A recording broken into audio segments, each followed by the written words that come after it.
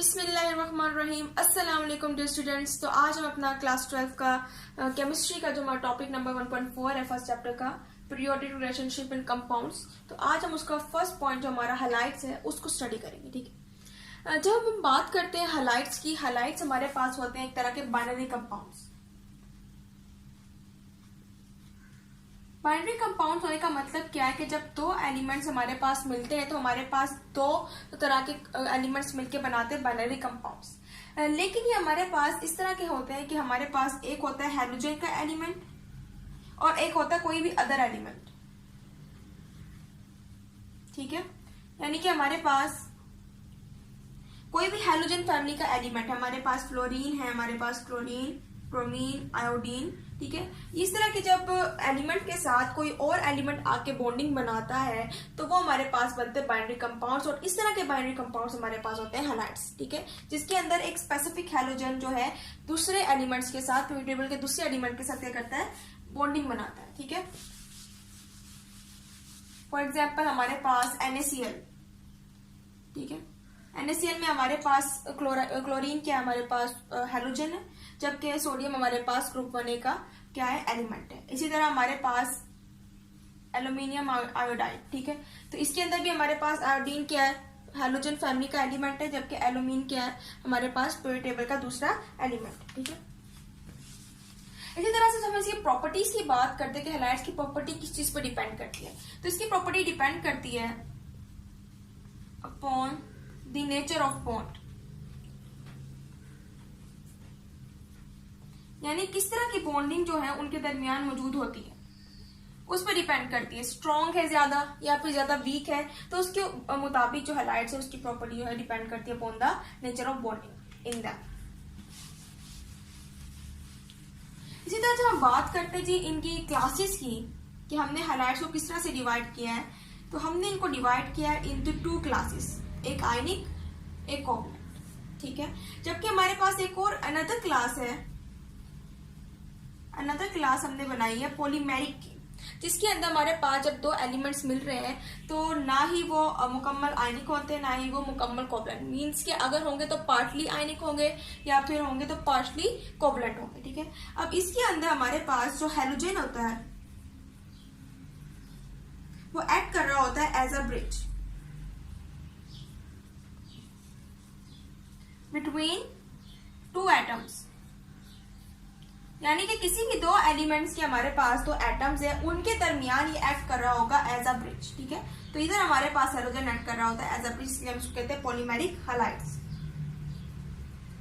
जब हम बात करते हैं इलेक्ट्रोपॉजिटिव एलिमेंट्स की, यानी कि जो हमारे पास स्ट्रॉन्ग इलेक्ट्रोपॉजिटिव एलिमेंट्स होते हैं उनके अंदर इलेक्ट्रोनेगेटिविटी डिफरेंस जो होता है वो बहुत ज्यादा होता है। ठीक है, अब इलेक्ट्रोनेगेटिव डिफरेंस बहुत ज्यादा होने की वजह से इनको हम कंसीडर करते हैं एज अ आयनिक हैलाइड्स, यानी कि ज्यादातर जो इलेक्ट्रोपॉजिटिव स्ट्रॉन्ग इलेक्ट्रोपॉजिटिव एलिमेंट्स होते हैं जिनके अंदर इलेक्ट्रोनेगेटिव डिफरेंस जो है वो बहुत ज्यादा होता है, वो बनाते हैं आयनिक हैलाइड्स। और जब हम ग्रुप 1A के आयनिक हैलाइड्स की बात करते हैं तो वो ज्यादातर 3 डायमेंशनल होते हैं। ठीक है, यानी कि 3 dimensional lattice of discrete ions, यानी कि ऐसा स्ट्रक्चर बनाते हैं, 3 डायमेंशनल स्ट्रक्चर बनाते हैं जिसके अंदर आयंस जो है वो डिस्क्रीट हुए होते हैं, फैले हुए होते हैं, स्प्रेड हुए होते हैं। ठीक है, और 1A ग्रुप के जो आयनिक हैलाइड्स है उनको हम कंसिडर करते हैं as a pure ionic halides, यानी कि इन्हें कहते हैं कि बहुत ज्यादा प्योर होते हैं क्योंकि इधर हमारे पास इलेक्ट्रोपॉजिटिव एलिमेंट बहुत ज्यादा स्ट्रॉन्ग होते हैं। ठीक है, इसलिए ग्रुप 1A के एलिमेंट्स हमारे पास क्या होते हैं, प्योरली आयनिक हैलाइड्स होते हैं और 3 डायमेंशनल स्ट्रक्चर बनाते हैं। इसके अलावा जब हम बात करते हैं फ्लोरीन की, तो फ्लोरीन हमारे पास एक ऐसा हैलोजन फैमिली का एलिमेंट है जिसका मेल्टिंग और बॉइलिंग पॉइंट बहुत ज्यादा होता है। इसके हिसाब से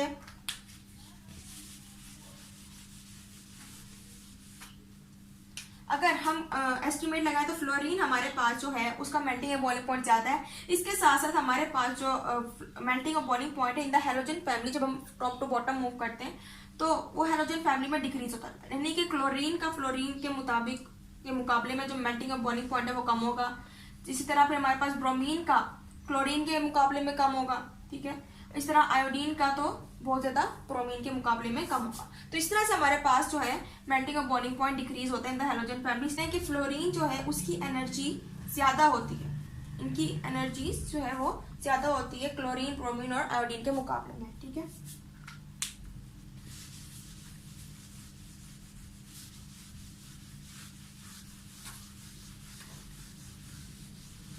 इसी तरह हम बात करते हैं जी हमारे पास जो लेस इलेक्ट्रोपॉजिटिव एलिमेंट्स होते हैं।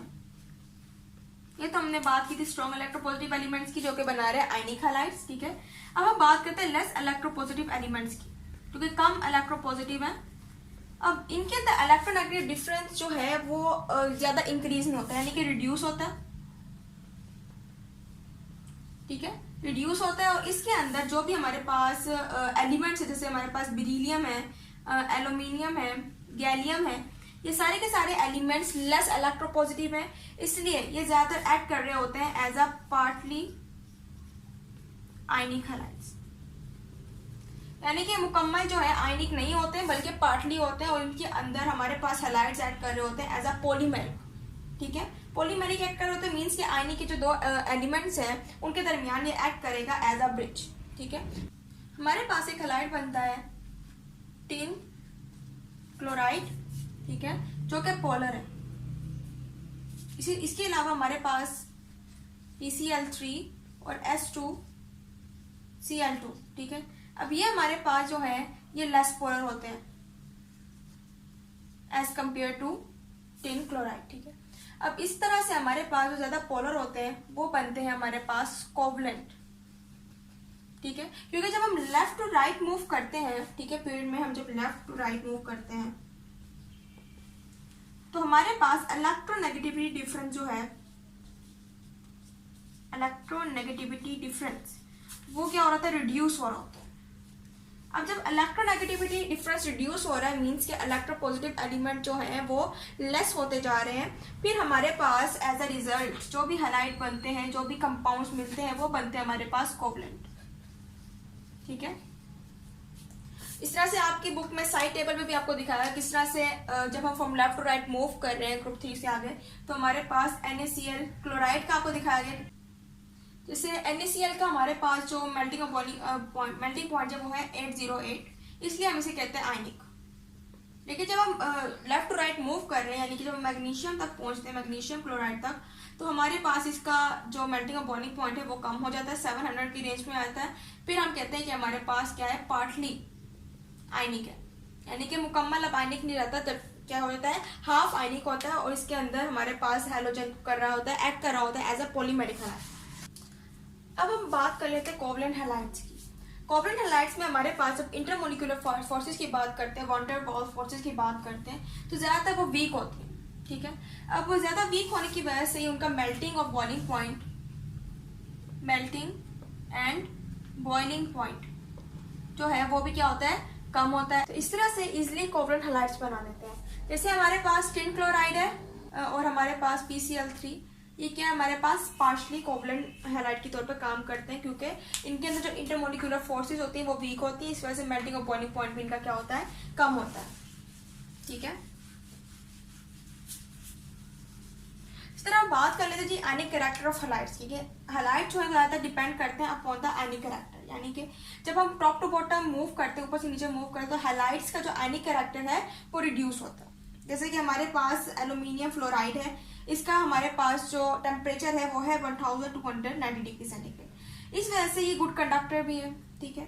लेकिन जब हम बात करते हैं एल्यूमिनियम आयोडाइड की, यानी कि जब हम नीचे जाते हैं from left to right, top to bottom, तो हमारे पास आयोडाइड जो है हैलोजन, उसकी वजह से हमारे पास जो टेम्परेचर है, मेल्टिंग और बॉइलिंग पॉइंट है वो होता है 198 डिग्री सेंटीग्रेड, यानी कि रिड्यूस हो जाता है। फिर हम इसे कहते हैं कि हमारे पास एक्ट कर रहा होता है एज अ नॉन कंडक्टर, ठीक है। तो इस तरह से हैलाइड जो है वो आयनिक कैरेक्टर पे भी डिपेंड कर रहे होते हैं, ठीक है। इसके अलावा ये आल्सो डिपेंड करते हैं अपॉन द ऑक्सीडेशन स्टेट, यानी कि अगर ऑक्सीडेशन स्टेट जो है वो क्या है, लो है, लोअर ऑक्सीडेशन स्टेट है, तो ज्यादातर टेंड करता है कि बना लेता है आयनिक हैलाइड्स। और अगर ये हाई होती है, अगर ऑक्सीडेशन स्टेट जो है वो हाई होती है, तो ये टेंड करता है कि ये बना ले कोवलेंट हैलाइड्स, ठीक है। जैसे हमारे पास इधर PbCl2 एंड PbCl4, ये हमारे पास इसकी ऑक्सीडेशन स्टेट जो है वो लेस है, जैसे कि हमारे पास Pb2 पॉजिटिव है, जबकि इधर Pb जो हमारे पास है वो 4 पॉजिटिव, इसकी ऑक्सीडेशन स्टेट 4 पॉजिटिव है, इसकी 2 पॉजिटिव है। अब ये लो है, इसलिए क्या करती है, आयनिक बनाएगी, इससे हम कहेंगे ये आयनिक हैलाइड बनाए, जबकि इसकी जो ऑक्सीडेशन स्टेट है वो ज्यादा है इसके मुकाबले में, इसलिए हम इसे कहते हैं कि हमारे पास क्या है, ये पार्टली फेयरली, यहाँ पे पार्टली ये फेयरली एक्ट कर रही होगी एज अ कोवलेंट कंपाउंड। ठीक है, तो ये था आज का हमारा लेक्चर। उम्मीद है आपको लेक्चर समझ आएगा। तो इंशाल्लाह अगले लेक्चर में हम मजीद टॉपिक को स्टडी करेंगे। तब तक के लिए अल्लाह हाफिज़।